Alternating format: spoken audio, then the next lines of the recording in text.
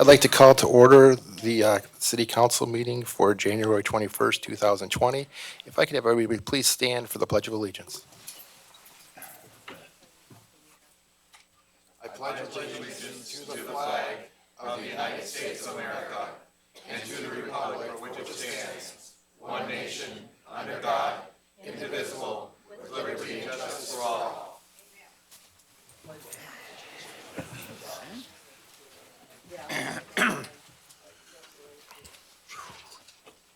Roll call. Mayor Racy, Here.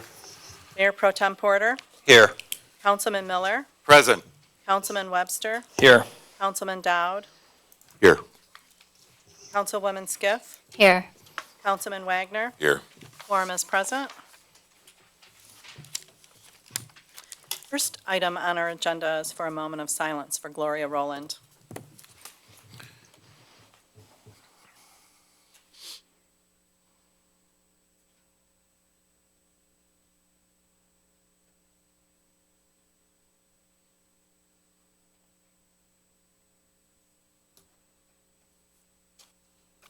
Thank you. We have a resolution that we put together. Could you go ahead and read that for us?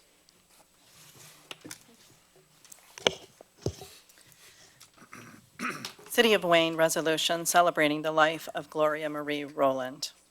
Whereas on Saturday, August 30th, 1930, in Meyer Township, Michigan, Gloria Marie was born to Walter and Celia Fish. Whereas Gloria attended Wayne Memorial High School, where she met her high school sweetheart, John Rowland, and both graduated class of 1948.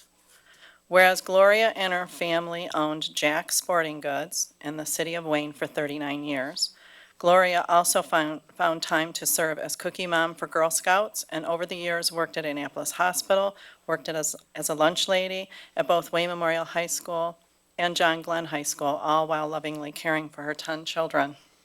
Gloria was blessed with 14 grandchildren and 6 great-grandchildren, and one faithful four-legged companion named Spencer for 14 years.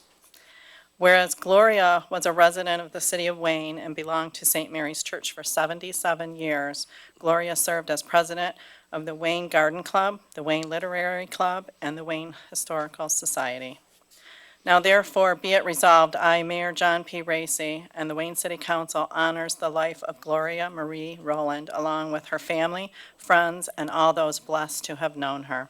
Signed this sealed this day, 21st day of January 2020.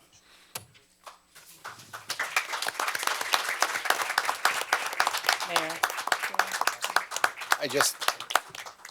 I just want to pass our deepest sympathy to your family. I want to give you the resolution if you guys want to come up, and I'll present you with this.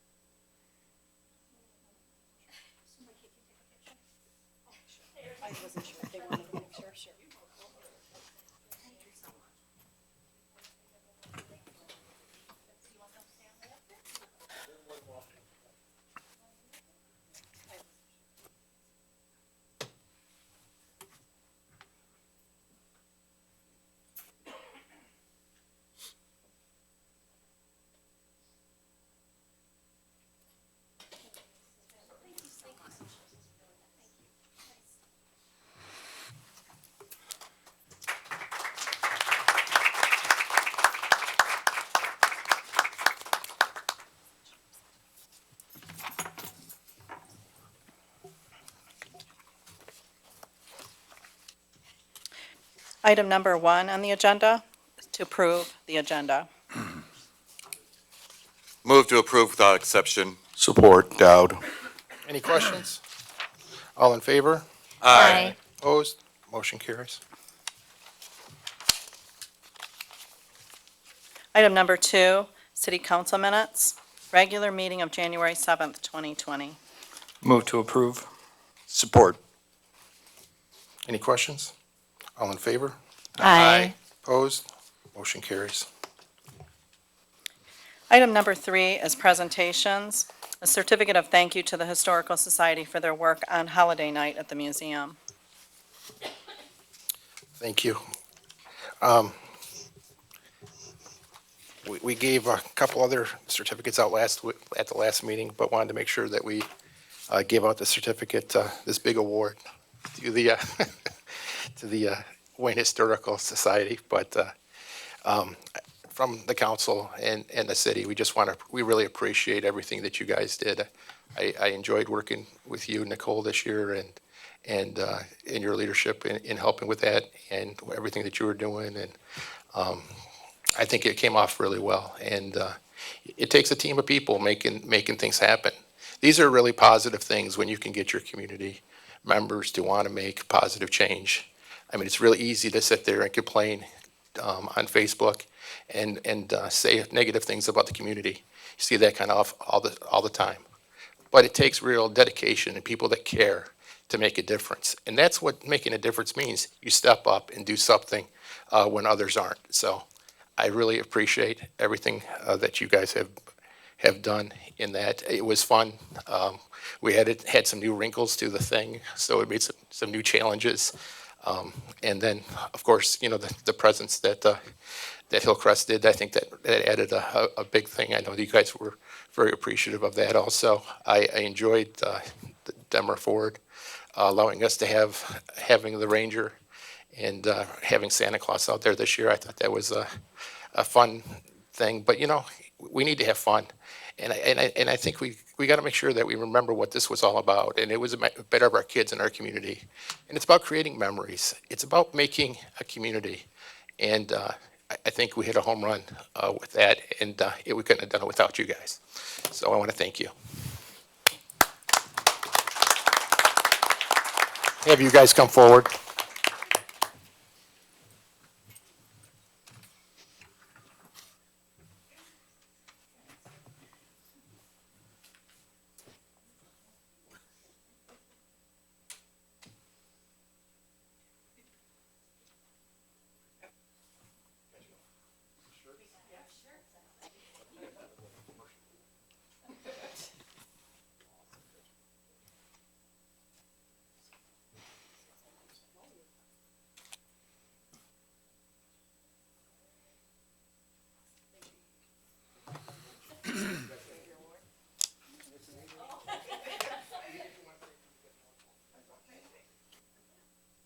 Well, we just want to thank the council and the administration for having us up here, but thanks, Nicole, for being president this year of the Historical Society.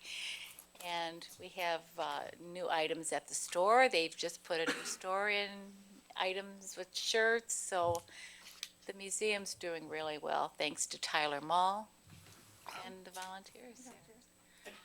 I can just say this was truly a labor of love and frustration, but really when I met the right people in the city, it all came together.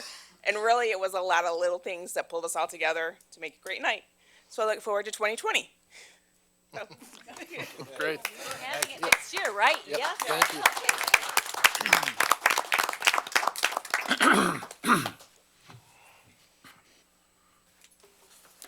Item number 4 is business and license permits.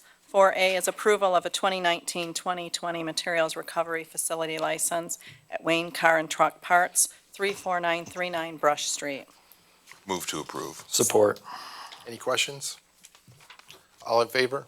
Aye. Opposed? Motion carries.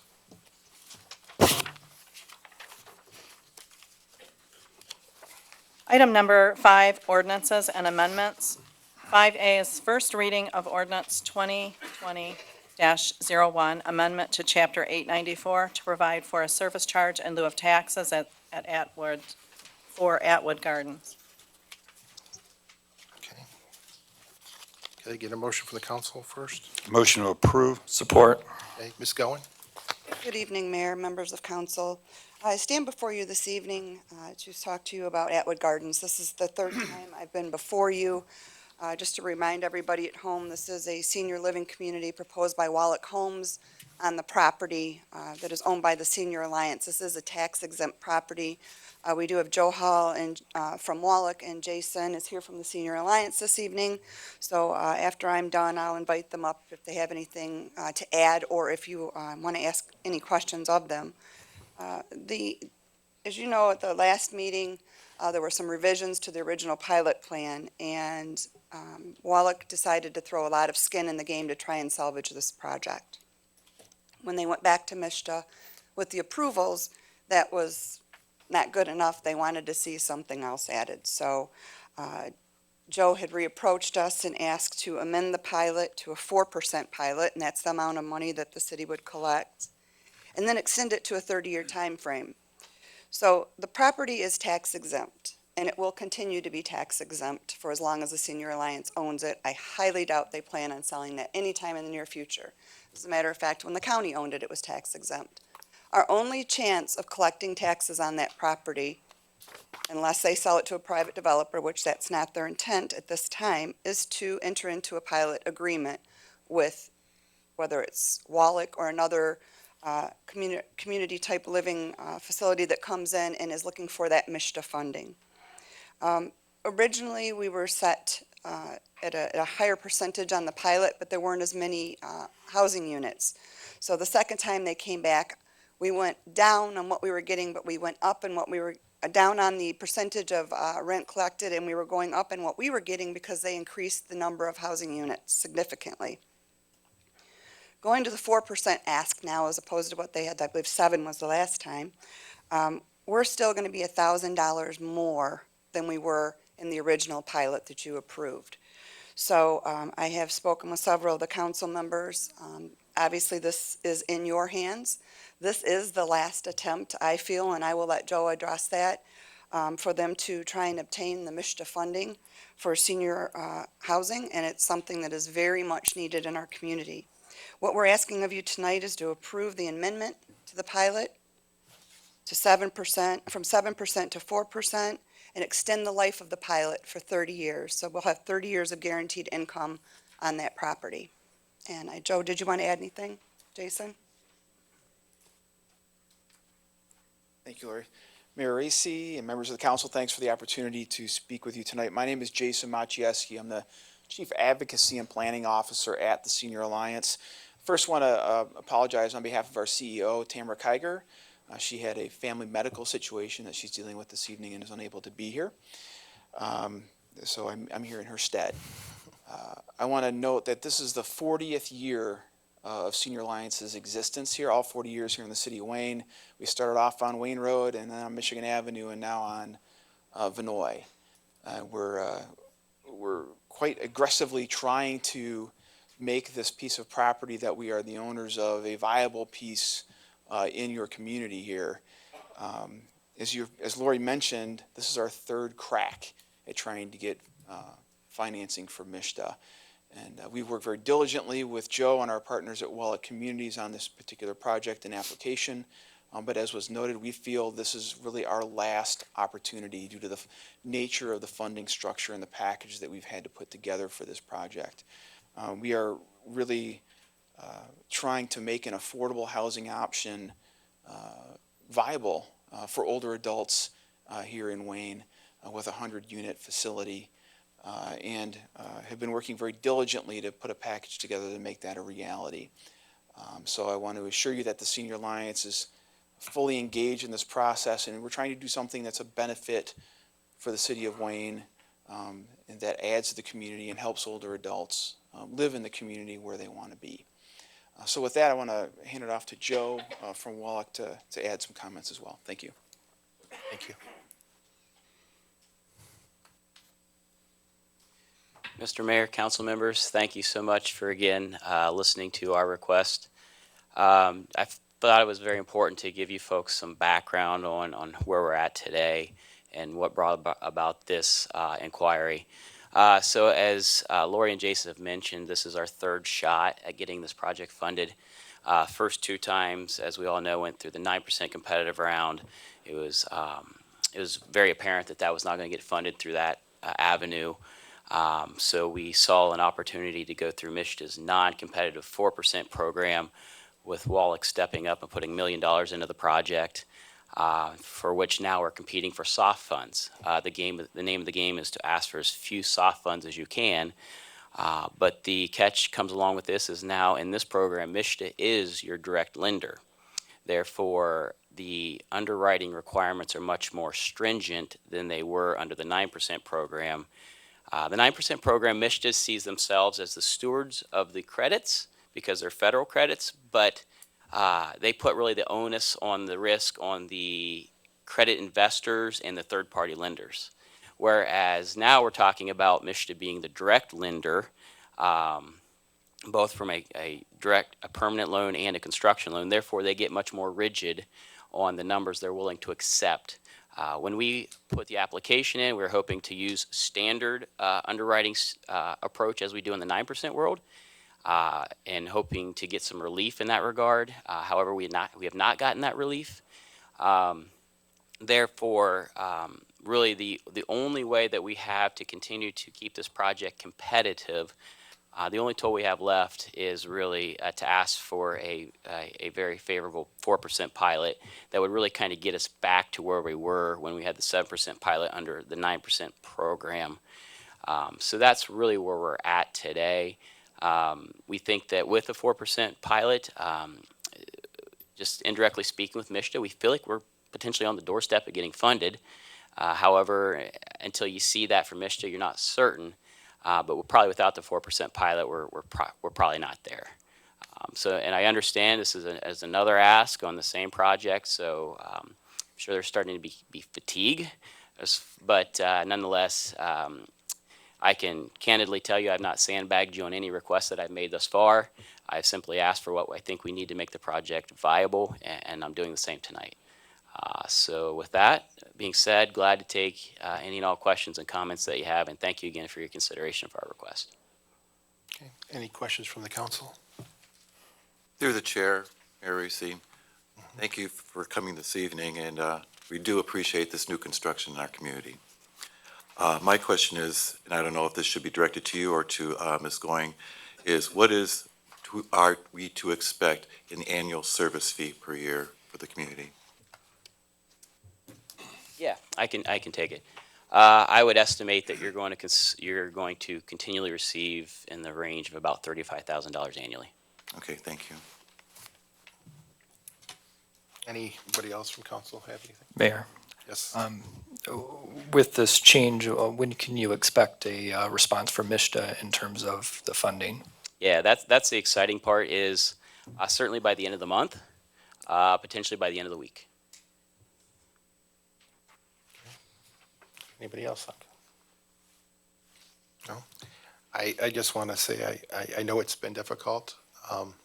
I appreciate the persistence to try to figure out how to make something work. It'd be very easy to just give up on something like this, and I do appreciate the time and effort that you guys in Senior Alliance has put into this. I think it is a good thing for our community long-term, and I genuinely thank you. Absolutely. Anybody from no? Is there any questions in the audience?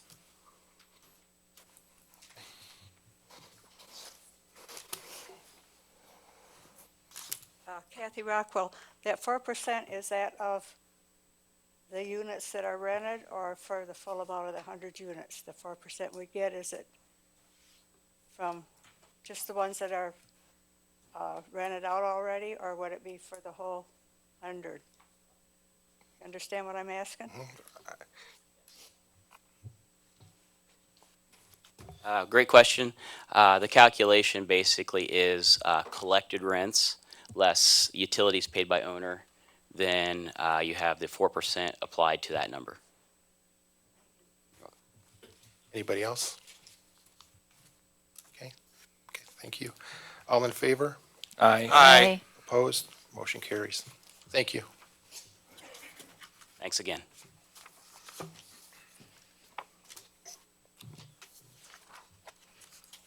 Item number 6, appointments to boards, commissions, and committees. 6A is approval of reappointment of Virginia Cesars to the Wayne Library Board until February, and there was an error here. This should be February 2025 because it is indeed a 5-year term.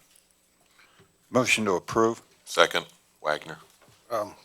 Can you stipulate with it until 2025? It would be until February 2025. Okay. You're fine with that? Yeah. Okay. Any questions? All in favor? Aye. Opposed? Motion carries. Was it Mr. Wag, Councilman Wagner, were you the second on that? Yes. Thank you. Item 6B, approval of appointment of Claudia Buckaloo of Parkview Drive to fill an unexpired term to the Wayne Historical Commission until July 2020. Move to approve. Support, Dowd. Any questions? All in favor? Aye. Opposed? Motion carries.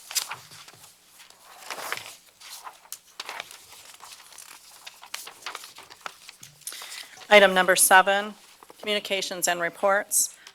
7A is revenue and expenditure report for the period ending December 2019.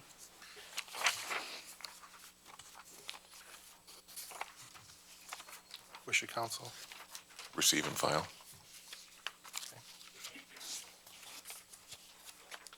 And 7B is the investment report for quarter ending December 31st, 2019. Wish of council. Also receive and file. Thank you. Item number 8, general items. 8A, approval of resolution for City of Wayne 2020 poverty exemption. Okay. Can I get a motion? Move to approve. Support. Good evening. Good evening, Mayor and Council. Just to introduce myself to some of you, my name is Jennifer Stamper. I'm the assessor for the City of Wayne.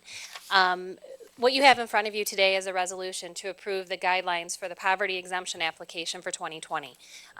All property in the state of Michigan is taxable unless expressly exempt, and this is an exemption that the state does allow residents of a community that are impoverished. They are required to be approved annually by the City Council, and that's why they are brought to you tonight. Our guidelines for income is based on the federal guidelines that are received annually and updated based on what the federal government has deemed as a poverty level.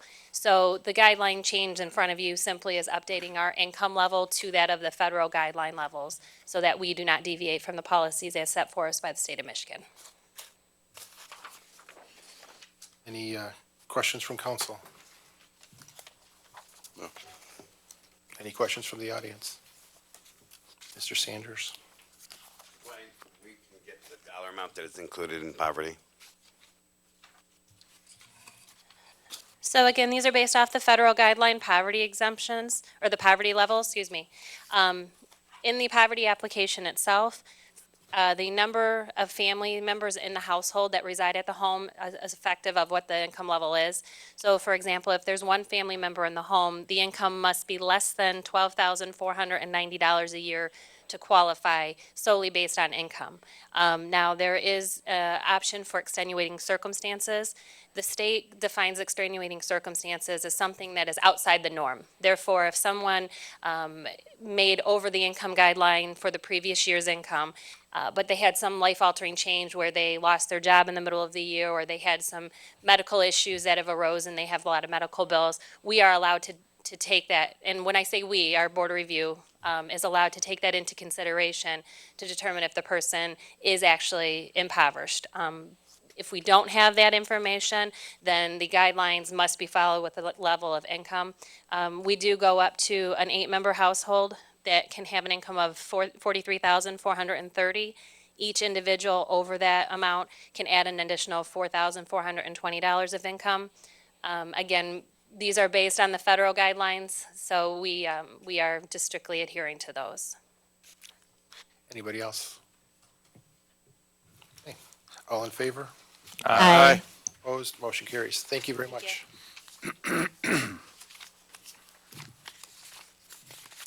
Item 8B, approval of commercial rehabilitation district certificate for property known as 31720 Van Born. Move to approve. Second. Support. Wagner. Okay. Ms. Goen? Thank you, Mayor. This property is located at Merriman and Van Born. You may remember it was the Willow Creek Assisted Living Facility. A gentleman that owns some properties and multifamily properties in Romulus purchased this property about a year and a half ago. We have met with him, myself and Mr. Byton have met with him numerous occasions to try to determine what type of development he can do. The property is in disrepair, no doubt everybody's noticed that. So the last attempt to get him to do something was to look at a commercial rehabilitation district, and you approved that at your last meeting. So the next step in that is that the developer would come forward with a request. Now, this can be approved for up to 12 years. Don't recommend that on something like this. We want to get that back on the tax rolls. That directly impacts the general fund based on the fact that it's not located within the DDA. By doing something like this, there is no loss to the general fund because we're still going to continue to collect that same amount of tax dollars. Essentially, what the commercial rehab district establishment does is it freezes the taxable value as it sits today for the next. His request is 5 years. When the 5 years is up, our assessing department will reevaluate, reassess the property, and he would be at 100% of the taxable value at that time. This is a tool that's very successfully used in other communities. Just so you know, it is a 3-story building. There's 89,471 square feet.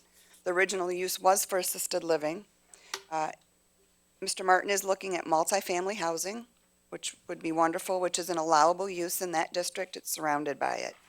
They're looking at 87 units within that facility. They would like to start their rehab of the facility in May of 2020.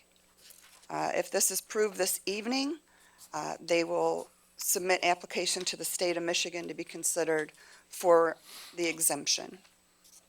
So I can take any questions the council may have. Any questions from the council? Mayor, I'm sorry, Mayor, I just want to add that they're predicting their costs, as she mentioned at the last meeting, are anywhere from 7.3 to 10 million to rehab that building. Okay, Mayor Reese, through the chair. yes. Ms. Going, when can we expect to see some activity on that property of a renovation? They're looking at May of 2020. Okay, thank you. I'm sorry. Thank you. Okay, Mayor Pro Tem. Also, as you and I spoke today, if they do not start in a year, do they have to come back in front of council or go reapply for all the permits and everything? So if it was a complete exterior renovation, if they were doing any additions and they went before the planning commission, if there was something they did that required them to go before planning, then yes, they would have to come back after a year. With the CRD, once the state approves it, they're kind of going to be under the guise of what's required under the commercial rehab district. So it's not going to sit out there forever, and I apologize on that specific interior renovation. I don't know the exact timeline, but I can get that for you. But he would like to get moving on this quickly.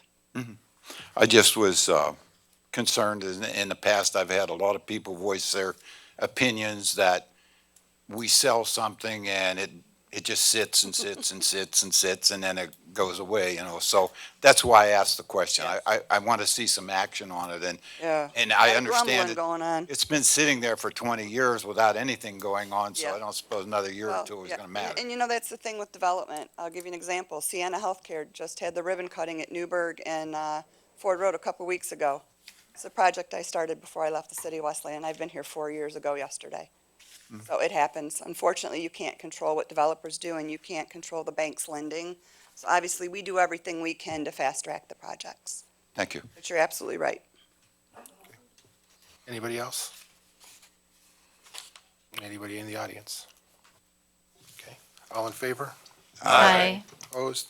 Motion carries. Thank you. Item 8C, approval of street vacation at Hubbard Street between East Michigan Avenue and the railroad tracks. Motion to approve? Support. Ms. Goen? Thank you. We do have the petitioner in the audience with us tonight. James, if you'd like to stand up and be recognized, local celebrity. James owns CHI on Michigan Avenue. He took a facility that might have been an eyesore, some might say, and turned it into his corporate office. He moved from the city of Garden City. He has spoken with his neighbor. He's looking at expanding his facility, and I'll let him address this with you. But what we're looking to do is vacate the street. As you know, it stops at the tracks. It basically goes nowhere. So he would like to utilize that and expand his business. So James, if there's anything you'd like to add? I did it? Okay. Okay, so this is just simply a street vacation. Okay, any questions from council? Hold on. Any questions from council? I just want to say, I think this is a great thing. This should have been done a long time ago. When the people that owned it before, it didn't make any sense to have that street there. It doesn't really make a lot of sense. It's something the city has to maintain, and it really could benefit the property tremendously, and makes a lot of sense, and hopefully this goes through for you tonight. Okay, Mr. Osborne.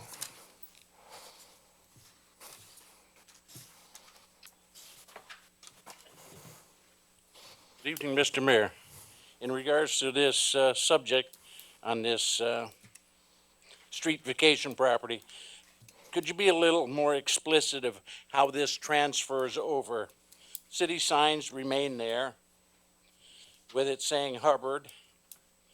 We understand that there's other vehicles that park there, and it's nice to have new owners here. My concept is the street is a certain it's wide, distance. I've never seen surveyor's marks out there. So how wide is the property? How much is it in taxable value? Taxable value, how much would that property be if you vacate it? How do you transfer the property then from you, the city, to a concerned party that lives on that property line? And are the other people that are on that property line, are they also given a chance to bid on this property? My main thing would like to see is, like, how much is, you vacate the property, it is now, in my opinion, it is now the city's.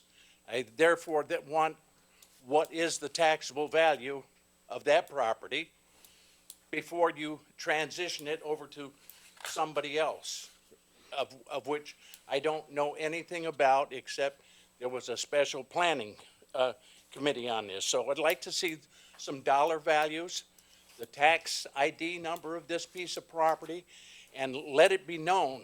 And you toured the city quite a bit, but there's a lot of places south of Michigan Avenue that all have, that are dead ends to the track, okay? Dead ends to the track. And as a public safety issue, I think the railroad tracks are a prime, we have quite a few accidents, okay? And I think the fire department and police department should have some input sometimes about these throughways. If you're going to block these up, how are you going to get to these areas, okay? So there's a public safety concern too of enhancing areas. You have Berry Street, you have another street that the county is going to be digging a big well on. You have a lot of incidents that are going on these. Well, let's be specific. We all know, we all live in Wayne.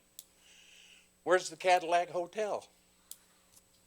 We don't see anything going on with the Cadillac Hotel. We need to stay on the subject, Next to the Red please. Apple, I'm right on target. I don't want to know the dollar value of what that would be Ms. Cohen. before you transition it. I don't have that with me. I can get that and provide that to him. Okay. Thank you. Anybody else? Okay. All in favor? Aye. Opposed? Motion carries. Item 8D is approval of emergency HVAC repair for the museum in the amount of $8,193. The Historical Commission previously approved the funding to come from Historical Museum budget. Move to approve. Support. Any questions? Just clarification, this is coming out of the museum's budget, not the general fund, is that correct? City manager? Through the chair, yes, that is correct, Councilman. Okay. Any other questions? All in favor? Aye. Opposed? Motion carries. I guess you got another big award tonight.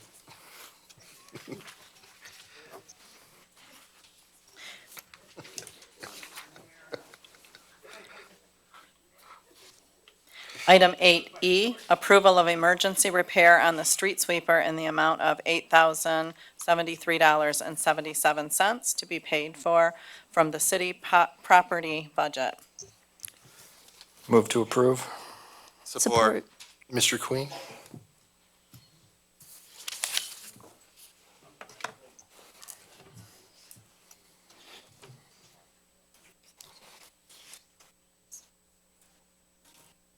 Can you just give us a little explanation about what this is? Good evening, Mayor, members of the council. This was, it was probably about a month ago, 2 months ago maybe. The elevator that's in the street sweeper had broken, and so it was off kilter there. So we had to send it in. That was a larger repair that our mechanic wasn't able to do. It required them to disassemble the whole machine, pull the elevator section out that rotates. You know, there's a brush on the back that collects the dirt, throws it up onto the elevator dumps it into a hopper. And all that got, the welds on all that had broken. It's just an old piece of machinery.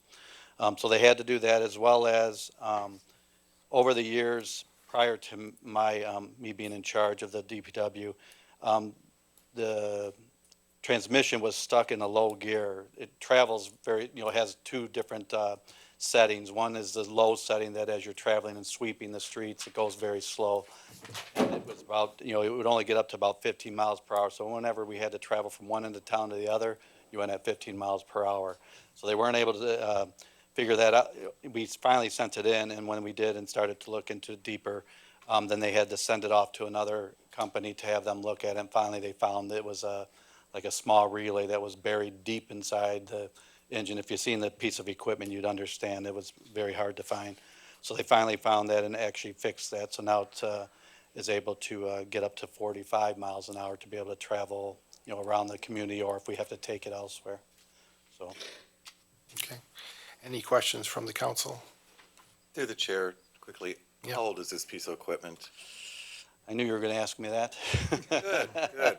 Finally, I don't know right offhand, but I think it's it's probably one of our older pieces, maybe 20 years old right now. okay. But so I can look into that, but I can get you the actual date of the piece of equipment, what how old it is. Okay. Anybody else on the council? Anybody in the audience? Ms. Rockwell?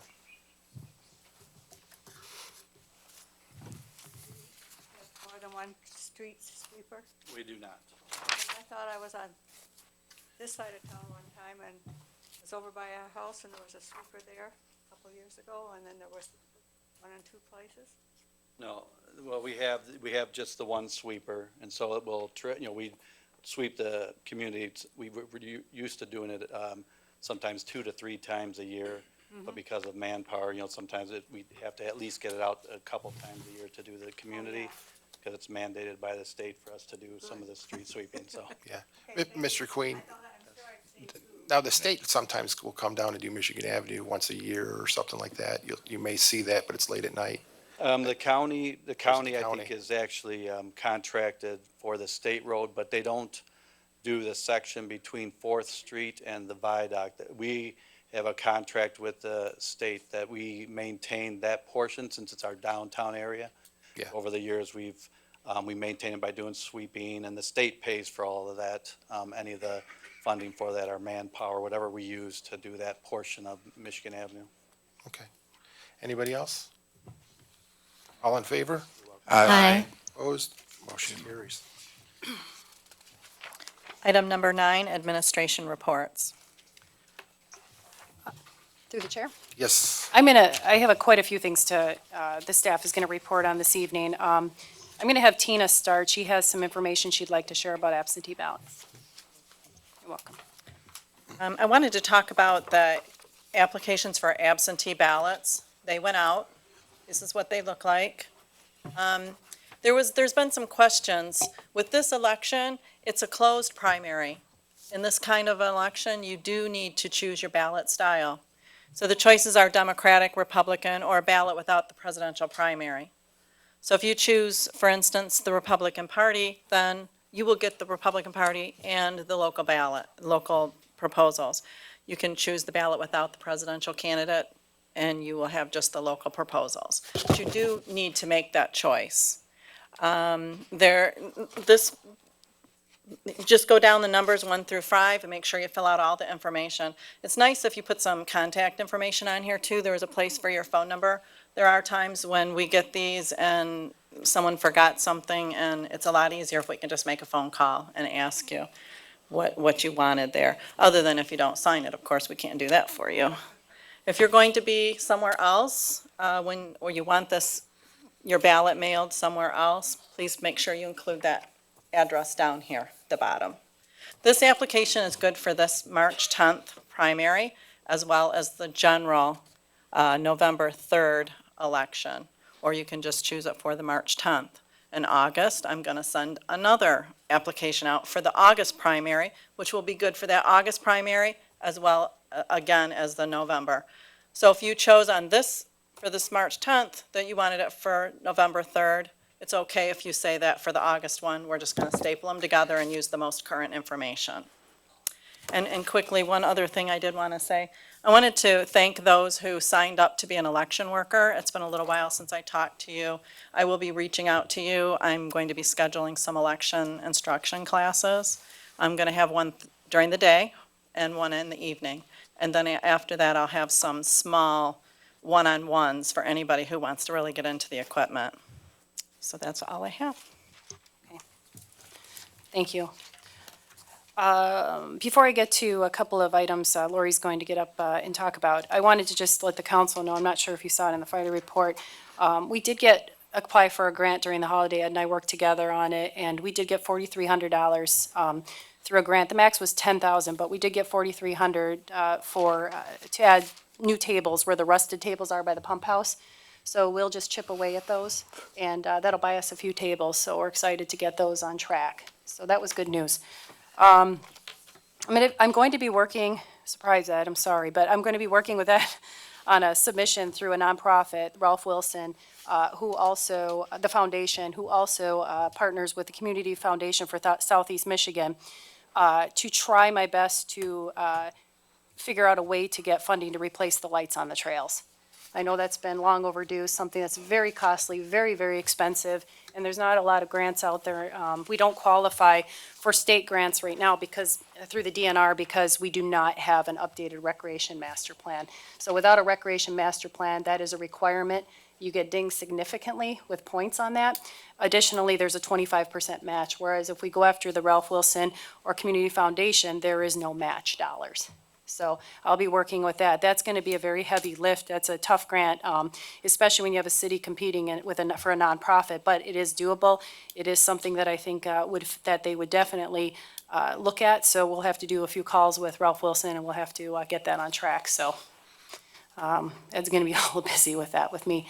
And then the other thing, the chief and I are going to be, the COPS grants were released, the United States Department of Justice.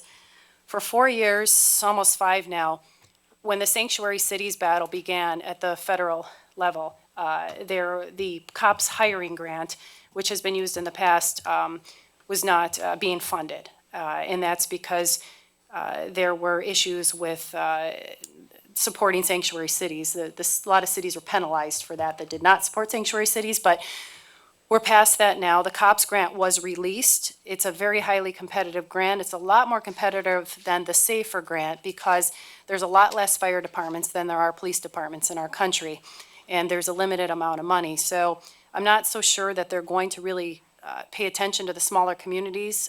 The politics, unfortunately, lead to where the votes are, which is a lot of your larger communities. Unfortunately, the one thing that I have been trying to impress upon the federal government with our senators and our representatives for years is the fact that they need to put these grants into tiers, because where San Francisco or LA needs 50 police officers, one would be dynamic for the city of Wayne. But we're being lumped into that. The other thing is they're basing it on high crime statistics. So, we don't have high crime statistics to compete with Los Angeles or Detroit or any others. So I think it's a very unfair process. And I'm seriously, I am going to, again, try to get our members. Unfortunately, a lot of them are in elections this year, so I'm not so sure that they're going to pay attention to that request, but we'll certainly keep shouting to the rooftops on that.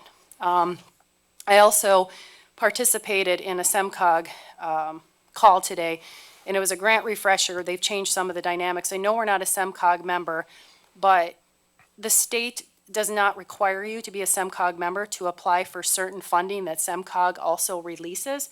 So it was great for me to get some information to share with regards to transportation alternative options for the city. So just getting geared up and prepared as our master plan's coming forth, and getting ahead of it a little bit to better understand and have a roadmap for the city moving forward on how we can address a lot of these opportunities for funding.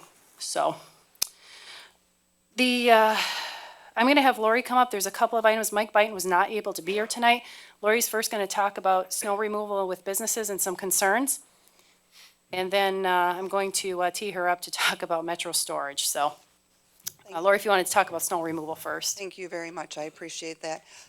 Just so you all are aware, Mr. Byton wasn't able to be here this evening, but his ordinance officer has been out actively hanging notes on doors. The city manager and I drove the entire city today just to kind of see who did not clean their walks. As you know, businesses are supposed to do that. There are signs hanging on numerous businesses within the city right now. Basically what that sign tells them is they have 24 hours to clear that snow. If not, we will be clearing it, and they will receive a bill for that, and that will be rolled onto their tax bill, so it's not something they can escape. So just so you know, that is being dealt with. As far as residents goes, we did notice quite a few cars today on the roads that were snowed in that were not moved. So if there are still people that haven't moved their cars, you might want to do that very quickly. The next item, thank you for allowing me to address that, is I wanted to speak to all of you this evening. Metro Storage site owned by Mr. Judge is currently on the market per our request. If you'll remember, Mr. Judge bought the property in 2017. The construction season in 2018, he came back to us. The costs were astronomical for steel, concrete, what have you. Fast forward 2018, 2019, same thing. He revamped the plan. It was still going to cost him on the market. So basically, he decided at that point he was not probably going to be able to follow through with that. Recently, he shared this information with me. I asked him if he would be willing to put it back on the market. Now, so you understand, I asked Mr. Judge to send me his financial sheets. You have to remember, I also have the brownfield plan and what it was going to cost. I want to remind you that this is contaminated land. You created a brownfield and approved it there, so Mr. Judge would get reimbursed. That was just one of the major cost factors in this overall project. Mr. Judge sent a spreadsheet to me, and out of his pocket, he has $256,000, and those costs consisted of engineering fees, soil boring fees, design fees. Utilities have been moved on the site. So basically, if he could get $256,000 out of it, that would be wonderful. And that's why I encouraged him to put it on the market, to see if we can find a new buyer for that. The brownfield is in place.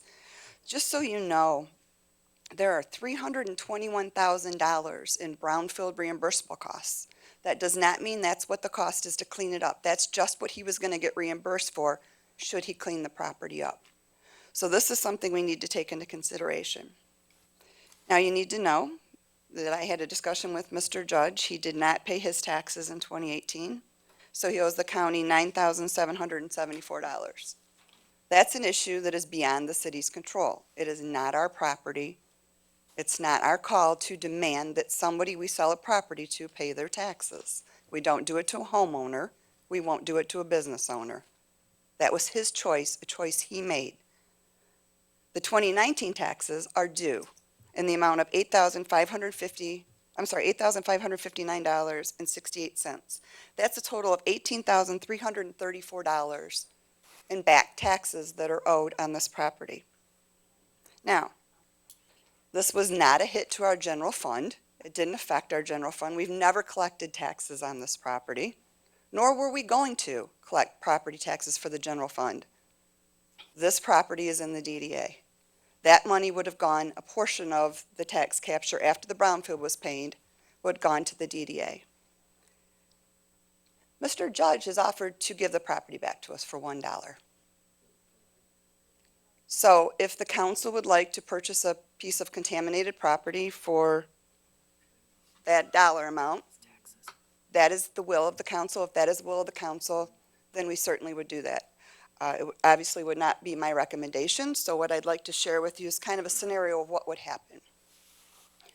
If he chooses not to pay the back taxes, it will be up to this body to decide when it goes into foreclosure if they want it for the back taxes due to the county.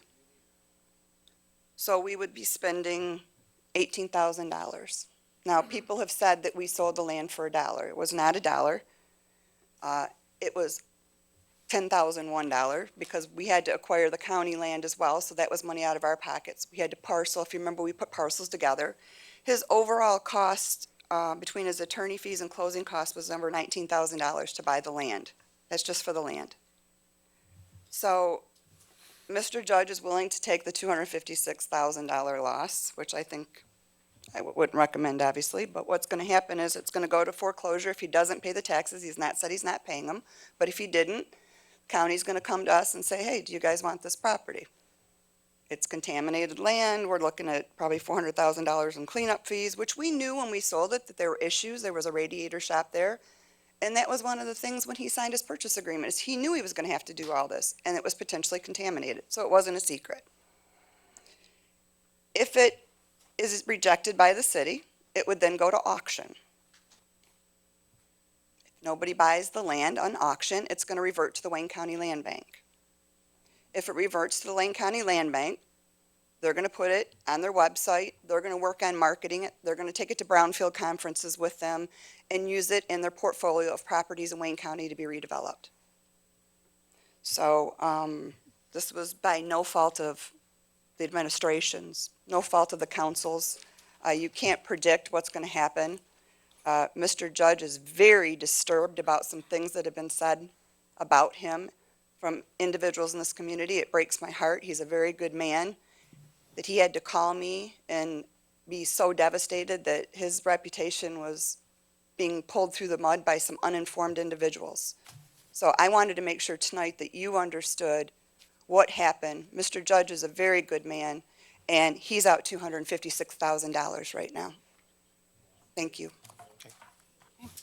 Thanks, Laurie. There's no questions during this time. Jody, did you have anything you wanted to report under administration tonight, since you're here? Sure. Thank you.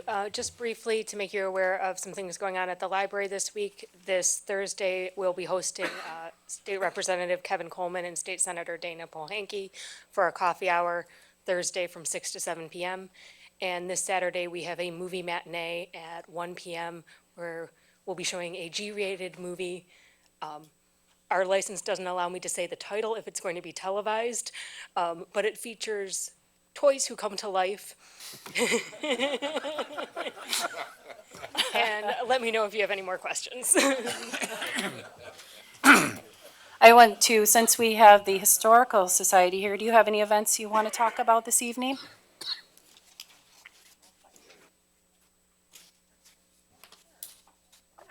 Here's your chance. So since Valentine's is next month on the day before, I'm going to be giving a talk on the history of the greeting card. So everything from when they were invented, from Egyptian times to where they are now. So that's the 13th at 7 o'clock at the museum. Thank you, Nicole. And I just, Council, if you don't mind, I just want to, again, thank the Public Works Department, the Police Department, for the job that they did during the snowstorm. I felt really bad because every community got ripped to pieces because it was not a perfect storm, for a better term. I know there was some criticism about why the city did not call the snow emergency the night before. While we've had issues in the past where a snow emergency has been called to say we're getting 3 feet of snow and we got 1 inch. So we had to see and make sure. The priority, as everybody knows, is the DPW handles the main roads first. And as they clear them out, because that's priority, they will get into the neighborhoods. So the chief and Ed, together with the mayor, made the decision to call it for 1 o'clock. After they had cleared everything by 11, we gave the public a couple of hours. I realize that there's a lot of people upset about these vehicles that remain on the streets. But I want to remind you that we have a very small police department that when they don't have the people to bring in just specifically to go take cars. It's not about the overtime. It's about exhaustion, being tired, working these 12-hour shifts. And the chief has stretched his staff as far as he can stretch them. They're trying to keep the community safe. I'm sorry that a vehicle is an inconvenience in the road. It is a horrible thing that people don't move their vehicles. That's common sense. It's common sense. You can put it up on your grass for a little bit, just let them get through. But if it comes down to our police chief telling me, Lisa, we have issues where we have to catch up with the work that needs to be done to keep the public safe, I'm going to choose that. And that's what we did this time. So they went out. They did end up ticketing 13 cars. I think a few more today, Chief. It's not done. And as far as the upheaval, unfortunately, about senior citizens, I want to say that our ordinance officer, Brandon Braun, knows where our seniors live. He's very in touch with this community, and he told me today that they do their very, very, very best to work with the community. And he assured me that if there is somebody who's having issues, they can contact the ordinance department. We'll work with them. We realize that people have different challenges or things that they face, and it's not just seniors. What about the disabled? What about those in wheelchairs? And the one thing that I will give the mayor credit for is he does get on top of us a lot about it, but it's the truth. We have a lot of residents in wheelchairs. So just remember, we have kids going to school, walking on those paths. We have people in wheelchairs. We're trying to balance it all for everybody. And I think the city's done a tremendous job on that. Unfortunately, this weekend, we had a mixture of snow and then very cold weather and ice that really built up some of the sidewalks and made it very difficult to plow, shovel, or do anything else. So just like the residents, we struggle too, but we really try hard to balance it. We don't want to go out and give violations. We're not trying to make money off of people. We're not trying to do those things. All we're trying to do is to tell people to just be respectful of one another, understand not everybody drives. A lot of people don't have access to anything but those sidewalks. So we're just asking for everybody to work together in these snowstorms, and thank you for that, the time to talk about that a little bit. Okay. So that'll conclude my report. Thank you. Okay, thank you. Public comments for matters not on the agenda pursuant to the Michigan Open Meetings Act and enacted procedures and rules of City Council. Now is the time for public comment. Any questions will not be answered this evening, but the appropriate person will make their best effort to respond by the next council meeting or as soon as possible, provided you state or leave your contact information with the city clerk. Approach the podium and state your name. Please limit your comments to 3 minutes. Ms. Bunnick.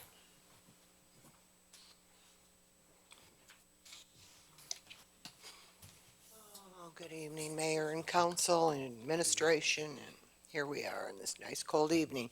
If I may, I think there were a few questions that I would have liked to ask Ms. Gowan in her presentation on Metro Storage. May I ask them now? You can ask them, but they're not going to be answered tonight. Okay, that's fine. And you know what, Ms. City Manager, I have this in writing for you, Yes, ma'am. so you don't have to take a lot of notes. And Ms. Gowan did cover several of my questions, so that's good. I can make this faster. So I have a few comments and a few questions. I'm going to start with this first question, though. I don't think I'm quite clear about the contamination of that property right now, because we talked about some engineering costs and some other things coming onto that property. Is it cleaned up? No. Has some of it been cleaned up? It's been identified. I'm familiar with the report that was issued, and we all are, to council in March of 2018. That's when we, the public, discovered there was a problem there. I don't want to make any negative comments about what other people have said. Sometimes we're not informed. Does that make us negative? I don't think so.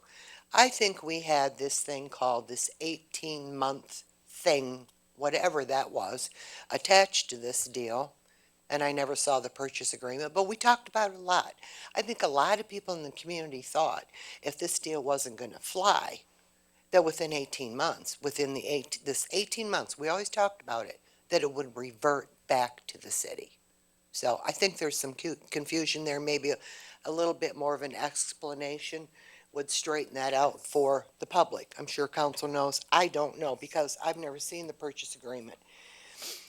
At times, there's what's called a reversionary clause regarding a condition. And if the condition isn't met, then the property reverts back to the original owner. That's just kind of the basic, simple way of saying that. I think, and then that 18-month issue came into this. So I don't know what that was, a timeline, a condition on the purchase agreement, I'm not sure, but I would like to know. Okay, I asked the environmental state of the property. We also know the city council. No, I'm gonna speak on this because I want to give Ms. Gowan some compliments. At the time this property was sold, I supported this for $1. This resident supported selling that piece of property for $1 for the potential to see some property tax raise, whether they go to the city, the DDA, whatever. Nice piece of property, beautiful project. Did we not need a shot in the arm at that time to do something good for our city? I supported that. I'd support another one. I know that Ms. Gowan worked extremely hard with the developer to acquire, we had to acquire additional land, and we did that from Wayne County, and we had to trade up some things and all of that big mess. She did that. I think he changed his site plans a couple times. That went back and forth. I know she assisted that. I know she certainly assisted in setting up this brownfield project and a brownfield board, kind of our DDA people. She did all that. She pushed this project forward at every chance she got. But the last I saw of any progress, not on her fault, and I'm not even here to blame anybody. It's Yeah, I not just want to let you know anybody's you're already at your time, but. I know, just gotta okay, wrap but it. I'm going to wrap this up because it's a compliment.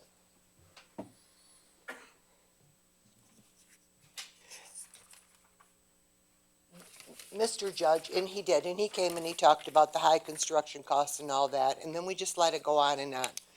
And then I think some people might have gotten a little perturbed with that. Like, what are we going to do? What should we do with that property right now today? I'm going to wrap this up, I promise. This is my opinion, because there are many things that could be done with that property. Should the city take back the property? I'm so encouraged that Mr. Judge is offering it back to you for $1. I think that's outstanding. I think you and her, I think there's another developer out there. Like she said, she's got some opinion, and I listened to it all as far as how we could get this back through foreclosure and all that. I understand that. Okay. So I just want to say, I really want you to consider taking this property back. I think it's good for the city of Wayne. Okay. He made the offer, take him up on it. Thank you.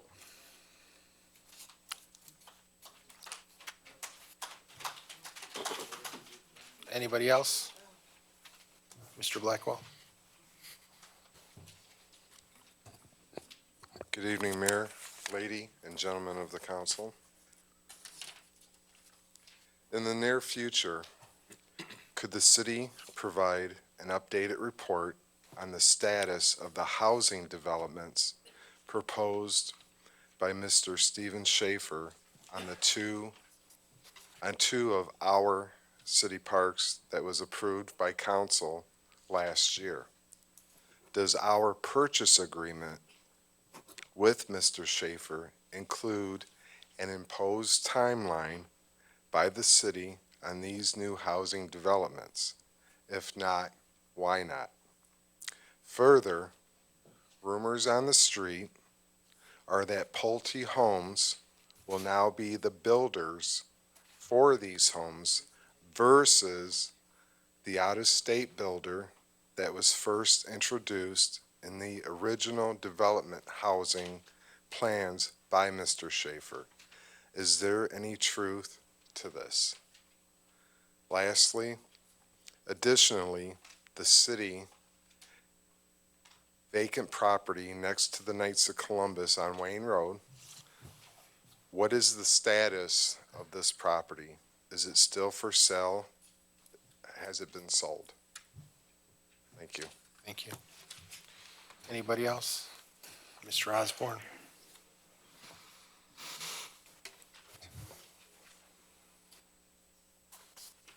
Good evening, Mr. Mayor and Lucky Council. Thank you to the city manager. I now have my revised tax bill, and you'll get your bucks a lot quicker on the due date. Thank you very much for the expedient control. And also, onto the DPW when there's snow. I think they did an excellent job compared to about 5 communities that I visited. A1 job. Just get the word out to the people. Get your car off the street. You don't need it. Okay? Cops got better things to do. Okay? Thanks a lot. Thank you. Anybody else?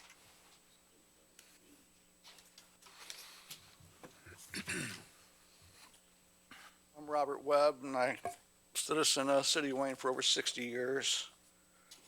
I just kind of don't mean to be negative on this. I was reading it over, and it might be a little harsh. But this is my opinion, and I watch the city council meetings on TV at home. I don't attend the meetings here.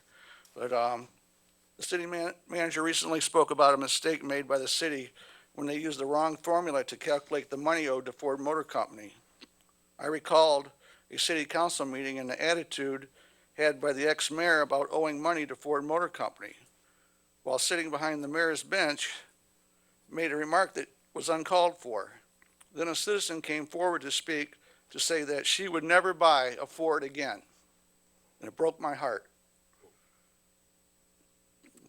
This was aired on cable television through the city of Wayne, and everybody knows that those hours are spent on cable go all over the world. So I come before the council this evening to express my concern. Ford Motor Company has lost a potential customer due to the misinformed mayor and her influence in a negative way towards Ford Motor Company. Ford Motor Company is positively impacting this community by investing in the Michigan truck plant in Wayne and has announced thousands of jobs will be coming to the Michigan truck. For each union member hired, it affects our community and the city's economy. I hope that discouraged Ford's customer sees this and finds encouragement to return to Ford. Thank you. Thank you. Anybody else? Mr. Clariman? Welcome back. We haven't seen you in a while. Working a lot of nights. I'm real excited that next month we're starting the Parks and Trails Committee back up on the second Tuesday. This same day, we're also starting the Senior Committee on Aging up again. Both committees are looking for more volunteers, so the applications are on the website. If anybody's interested, please apply. For the Senior Commission on Aging, I believe we've already had 7 volunteers out of 9, not including the one from Westland. Also, with the snow removal, DPW has done an awesome job, but I'm not sure who's responsible for the sidewalks on the medians of Michigan Avenue. As of yet, those haven't been plowed, and just this morning I had to help somebody with a wheelchair try to get up over that. So if that's the city or the county, if somebody could clear that, that would be great, particularly since we're finding businesses for not doing theirs. Thank you. Okay, thank you. Anyone else? Okay, let's move the agenda. Item number 10, items for next agenda. Anything? Move the agenda. Item number 11 is the consent calendar. We have 3 items. A is Wayne Downtown Development Authority minutes of November 13, 2019. The Wayne Planning Commission meeting minutes of December 10th, 2019. And Wayne Historical Commission minutes of January 13th, 2020. Move to approve all 3 without exception. Support. Any questions? All in favor? Aye. Opposed? Motion carries.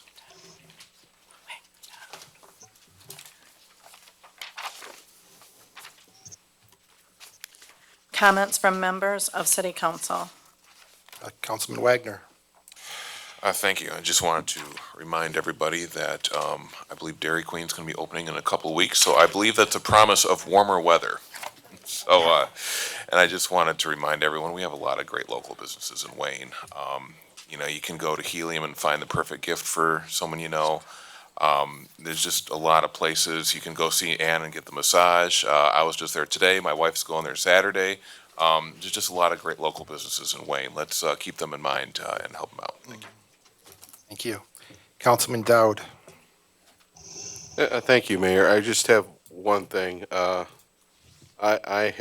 own 3 Ford motor cars right now, and I tallied them up. I've owned 12 in my life, and I've already got my eye on the next one. So, big fan of Ford, and with that, I'll pass.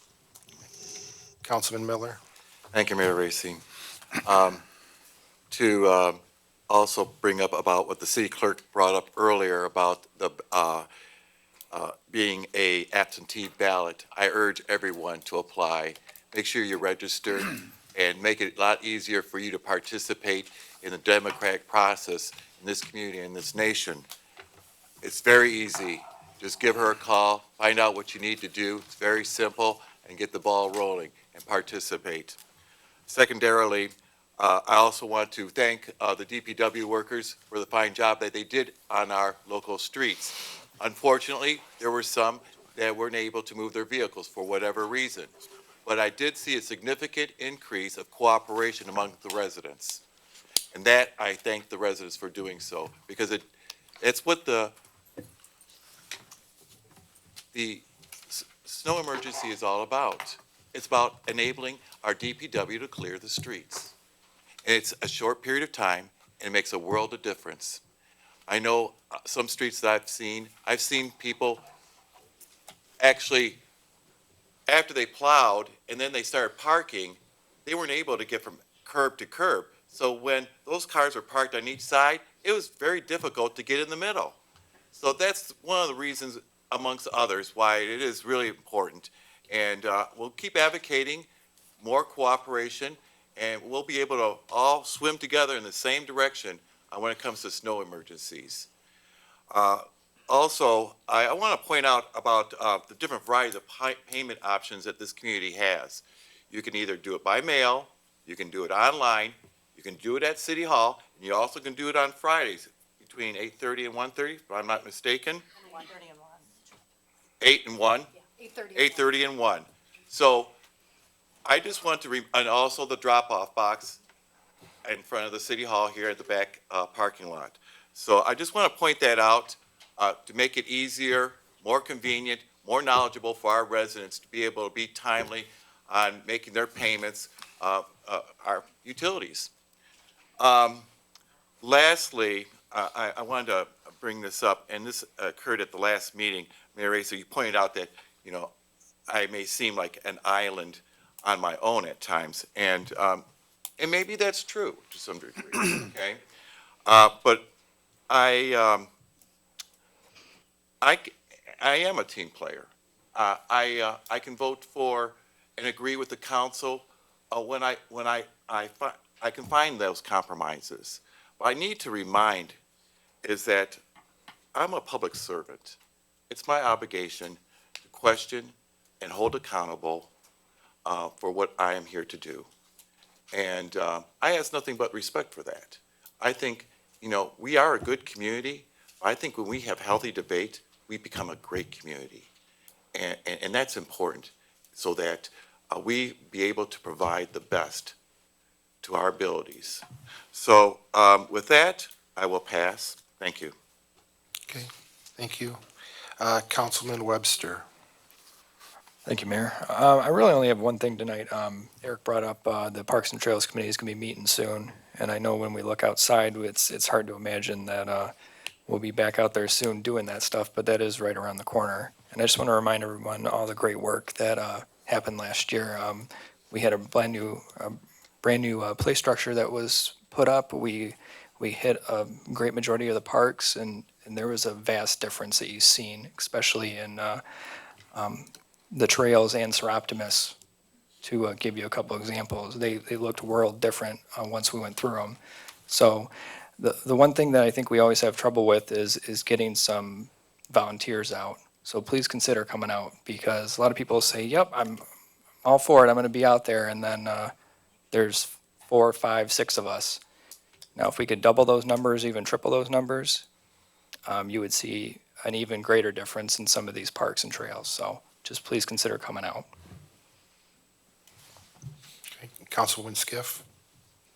Thank you. Ed wanted to thank you and your crew for the wonderful job that they did with the snow that we had, this 8 inches that we got. So thank you very much.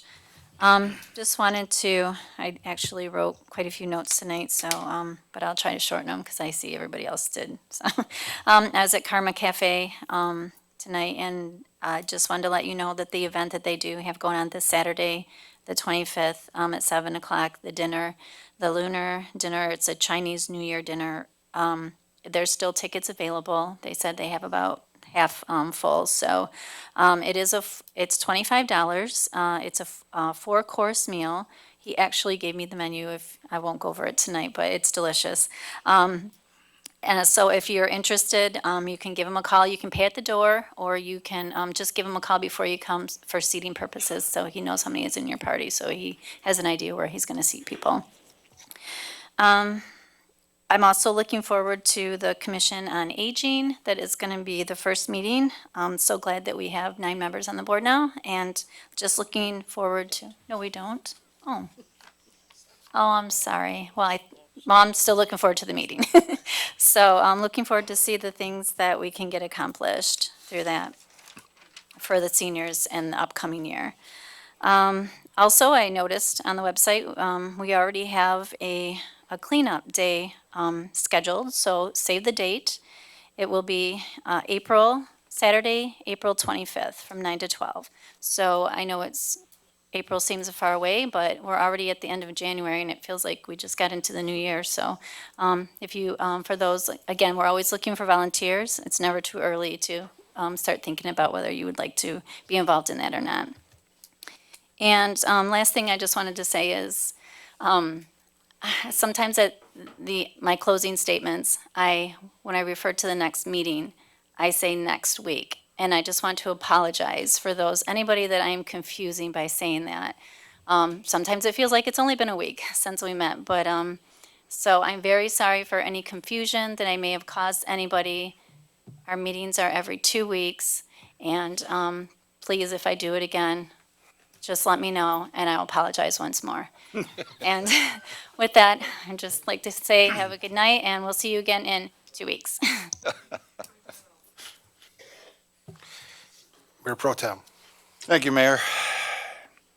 Okay, this is going to be hard for me, but I'm more than a little disappointed that one of our staff had to stand in front of this body tonight and apologize for making a recommendation that we, the council, approved. It's not Ms. Goins' job to vote. It is our job. When we have a problem, when you have a problem, look up here. There's 7 of us that vote. Each and every one of us had our opportunity to ask any question we wanted to. We had every opportunity to do our own research. City residents had your opportunity, the same as we did. There were not that many questions about this property. Now, all of a sudden, we want to make a big political hit on someone we don't like. Sorry, that's not the way it goes. That's not the way it's supposed to be. Up here are 7 people. We voted it, not her. So take the wrath out on me. I'm a big boy, I can handle it. I know she can too, trust me. Just to end on a positive note, we had a great Martin Luther King Day celebration with Westland on Monday. I look forward to working with Westland on these in the future. I think it was well worth attending. I wish more of the Wayne residents, there were a few there, but I wish more would have made it there. It's well worth your time. Thank you. Okay, thank you, Tom. Just a couple things. I too want to thank the DPW staff on the snowstorm. They did a great job with that. I actually, at the last minute, had to go to Detroit on Saturday morning, so I got to see firsthand where everybody else's were. And Detroit don't do there. They don't plow at all. And you could tell the difference I was out between 9 o'clock, I had to be somewhere, and then got home about 1:30. And just even that difference, that the weather had changed quite a bit, and our streets were amazing compared to the other areas that I had visited earlier in the day. And thank you. Because I was out of town, I don't know if we did this or not, but one of the things that I don't know if this is possible, but I still would like to see, if we can, when we declare a snow emergency, if it's possible, on our emergency broadcast system to announce that there's a snow emergency. We have that system. I don't know if that's possible with actual snow emergency, but I would like to see that being used for that. Just to get, I mean, everybody that's home, you're gonna hear something, and hopefully maybe that'll get some of the cars off faster in that situation, since we have the ability to do that. One of the things I'd like to see in the upcoming council meetings, and I know I've talked to Ms. Goen about this, because she's working on this for the city, and maybe it's a staff update, but where we're at with the 2020 census, because that's going to be a very important thing that we're going to have to deal with this year, and I want to just make sure that we keep that in front of us. That's very important for funding in the future, and we have to make sure everybody understands what they're going to be doing. I've heard some of the things that they're going to be doing, and with the internet ballot or internet signing up, and some things that are different. So we just need to make sure that everybody's informed about how the census is going to work, because it's very important, because every person in this community counts, and we need everybody to participate. And then I just want to close with the Martin Luther King Day. I think it was a great event that we were able to host with Westland this year. The city of Westland's been doing this event for 20 years, and this is the first time that the city of Wayne's participated in Martin Luther King Day that I'm aware of, that we in doing something, and I think it was a positive thing, and I'd like to see this to continue, and how we can get more involved. And I know the mayor of Westland's already told me that day that he would like us to participate in the future with them on Martin Luther King Day, and I'd encourage people in the future to come out that. It's important for us to come out on those types of those types of events, and bring the community together whenever we can. It was a very positive, very great message that was shared that day. I'm just trying to see if we can get a copy of that to put on our YouTube channel, so that residents that want to watch it online would be able to.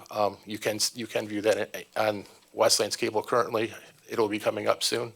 But it was a joint event, and I was glad that I was able to participate and represent the city. And I want to thank Councilwoman Skiff and the Mayor Pro Tem. They didn't realize that when they said they were coming, that we gave them roles in the event this year. So, so they had some speaking that they didn't realize. So, but with that, okay, we can move the agenda.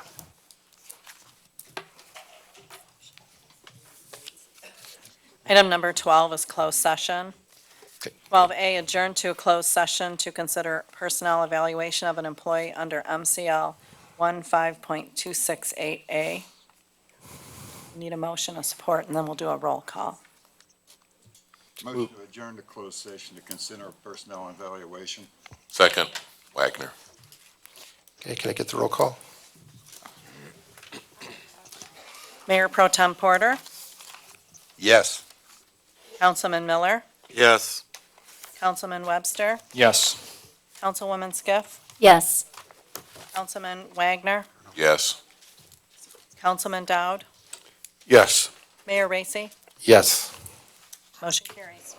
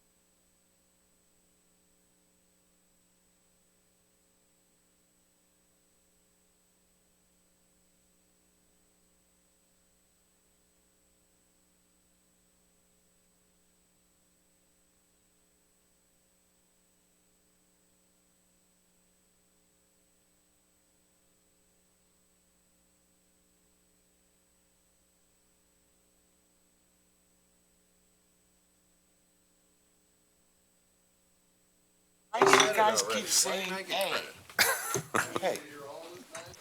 You can't keep saying A. You guys want to change it to yes. Oh, we changed it again.